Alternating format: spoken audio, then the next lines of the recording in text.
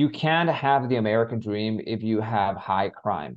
Washington, D.C. has endured a significant increase in crime in recent years, harming quality of life and well being for the residents and tourists in the nation's capital. With violent crime up 40% in the past year and all crime up 28% in that same time, people and businesses are fleeing the district.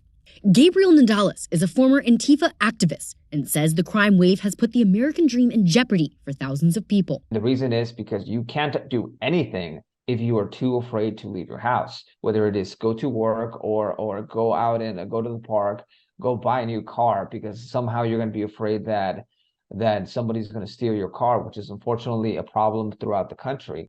Nadales said with higher crime, businesses either have to invest in more security, which can be costly and increase prices in their stores, or close up shop. The downstream effect of that is that now people lose their jobs. Now, a lot of people who had a job at Target, now they can't go to work.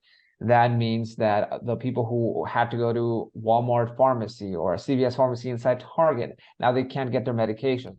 Critics are placing blame for crime in the district on the Democratic leadership and policies. This trend line, I believe, is a direct result of the failed policies of the liberal establishment that has taken root in D.C. Jessica Anderson, who is the president of the Sentinel Action Fund, implored the city needs to allow police to do their job and prosecute criminals. So you went from soft on crime to defund the police to now there's literally no enforcement of the law.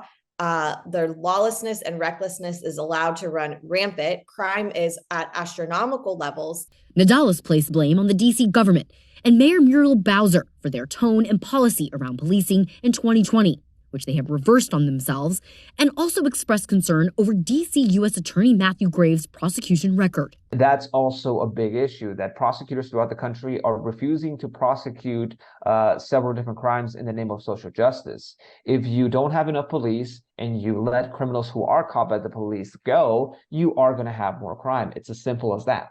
Anderson also brought up the recent carjacking of Representative Henry Cuellar in Washington as an example of the random criminal acts which have become common in the district. I mean, look at Henry Cuellar, a congressman just 2 weeks ago getting mugged on the street in Navy Yard, which is a very, up and coming place for young professionals to move, that they're afraid to walk on the streets. And so it affects the vibrancy of our communities. One of the biggest issues in Washington, D.C. is juvenile crime. It actually breaks your heart to see the juvenile justice system not serving our youths in DC, not keeping them safe or off the streets. Anderson warned juvenile crime is detrimental to the future of America.